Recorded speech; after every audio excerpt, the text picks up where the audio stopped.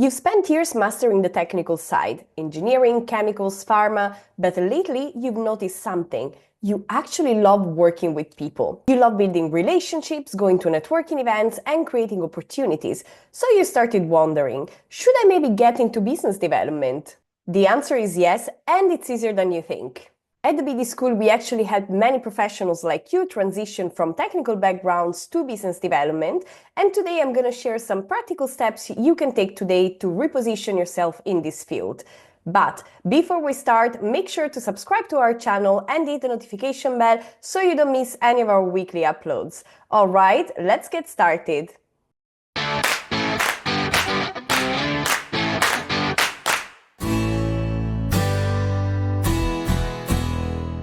The first thing you have to do if you decided to switch to business development is to update your CV and your LinkedIn profile. You want to make sure that you show your strengths and potential as a business developer for someone that is going to see your CV and is going to see only the technical background.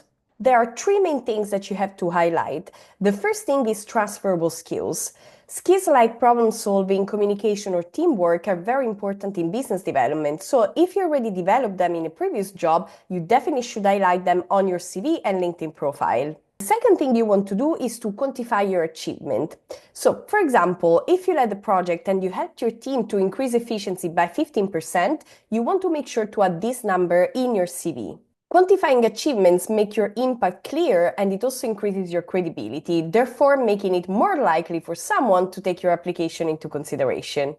And third thing you need to add in your CV is a big focus on your results. So when you're writing your job experience in your CV, don't limit yourself to make a list of all the tasks you had to do, but really focus on what you achieved when you were doing these tasks. Now that we did the administrative part with your CV and LinkedIn profile, the second step is to understand the different business development roles. Business development is a very broad field. Every company does it a little bit different. So it's important that you understand what are the different types of business development so that you choose the one that aligns the best with your strengths and your preferences. These are the 5 main types of business development. The first one is strategic business development. This type of business development is really focused on research, data analysis, understanding your ecosystem, and then building strategies for business development. The second type of business development is sales-oriented business development, which is more focused on finding new customers for your company, so it involves a lot of cold outreach, prospecting, and so on. The third type of business development is partnership-oriented business development, obviously more focused on finding strategic alliances and partnerships. Then we have the fourth type of BD, which is a product-oriented business development. In this case, you work a lot closely with the product development team, trying to create new services, products, or even features for your company.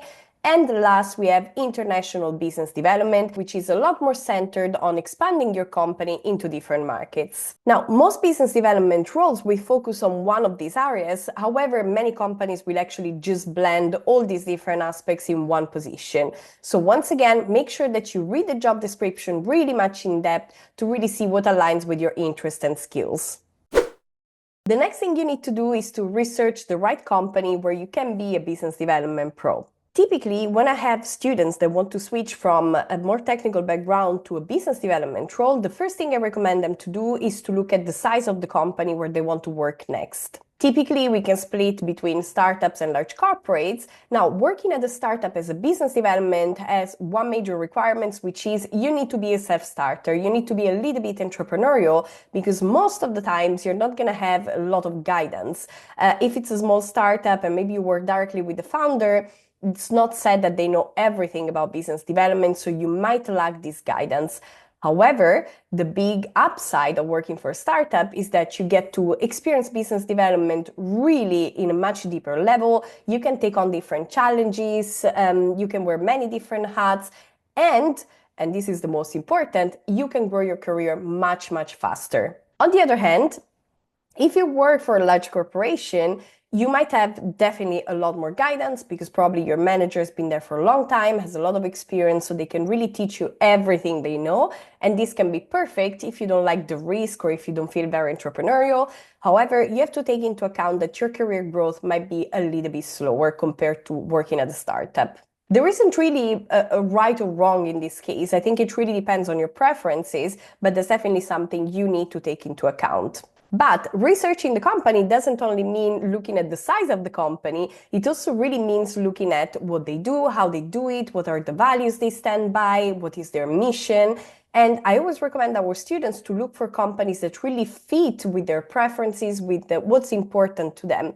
For one main reason, which is if you work for a company that doesn't really align with your values or with your passions, it's not going to be very sustainable. After a few months, you're going to grow bored, you're not going to like what you're doing anymore, and you're not going to be effective as a business development pro. So make sure to choose a company that aligns with your values. And finally, when researching your companies, make sure that you also connect with other business developers working in the companies, or that you use websites like Glassdoor where you can actually see the reviews of previous employees. This can be very helpful to really understand if the company has a nice atmosphere, if it has good values for their employees, and if it has an environment that can really help you thrive and grow. All right, now that you updated your CV and LinkedIn, you understood better your business development roles, and you also found the company that resonates with you, it's time to start applying for jobs. Now, there are many things you can do. Obviously, many people nowadays go on LinkedIn or maybe Indeed and they start browsing for roles. However, my recommendation would be to actually look at other platforms which are a little bit more niche maybe, but that can be less crowded, meaning there is less competition for you. Now, if you're in the Netherlands, for example, and you want to work for tech startups or scale-ups, there is a company called TechLeap, which is basically a database of all the startups and scale-ups in the Netherlands. Now, there you have access to a lot of companies that maybe resonate with your values and passions, and you can get contacts of the relevant people in the company. So you can have a better understanding of this company, but also you can apply in different channels, which are not the LinkedIn Easy Apply function. Speaking of which, when you start applying for jobs, try to avoid applying with the LinkedIn Easy Apply function. It is this function here that basically enables you to apply for a job just with one click. The reason why you shouldn't do it is that for us on the other side, so recruiters, founders, and so on, whenever we receive an application in this way, it really shows that the person didn't really take the time to understand our company and was being a little bit lazy, let's say, when they applied. So generally, they tend to be taken a bit less seriously. My advice would be just read the job description and follow the instructions for the application process, because many companies actually want you to go through their own website, or maybe they want you to send an email with your CV, motivational letter, maybe a video, and so on. So if you just use the LinkedIn Easy Apply, you're really going to come across as a lazy applicant and they're not going to take you seriously. So just follow the instructions on the job description. The other thing you need to take into account is that business development can be quite competitive as a position, and especially if you want to work for a very, like, let's say, well-renowned company or famous company, you're going to compete with a lot of people that maybe have a lot more experience than you. So in these cases, what it's important to keep in mind is that job hunting is a job by itself, and it's really a numbers game. So you cannot just apply for one company every week and then hope that you get a job magically. That doesn't really work like that. Instead, you should have a spreadsheet where you keep track of all the applications you sent every day. Ideally, you send multiple applications a day, 10, 15, 20 or more if you're really serious about finding your job. And you need to keep track of all the applications you sent out. For one specific reason, you need to follow up with all of them. So if in a week or so you don't receive any news from the companies you applied for, it is good practice to follow up, maybe send an email to the recruiter and say, hey, I sent out my application 2 weeks ago. Is there any update? I just want to make sure that everything worked out fine. Besides increasing your chances to actually get the job, it also shows that you already are a great business developer, because follow-up is a very important step in the business development process, and you're actively showing to the recruiter that you're able of doing that. So go for it, don't be shy, apply to many jobs every day, and if you don't get feedback, follow up with the recruiters. Speaking of the application process, how can you make sure that your CV really stands out? The keyword here is to repackage your CV, which does not mean by any means to lie on your CV and say that you have years of experience in BD when it is not true. Absolutely do never do that, but it really means highlighting what is important for this specific job.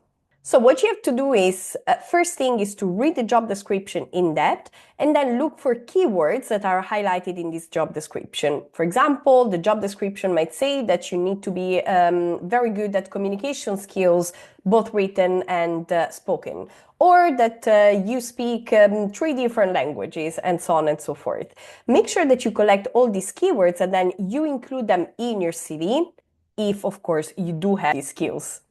This step is very important because there is one thing you might not know, or maybe you do, but for those of you who don't know, many companies use specific software now to manage applications.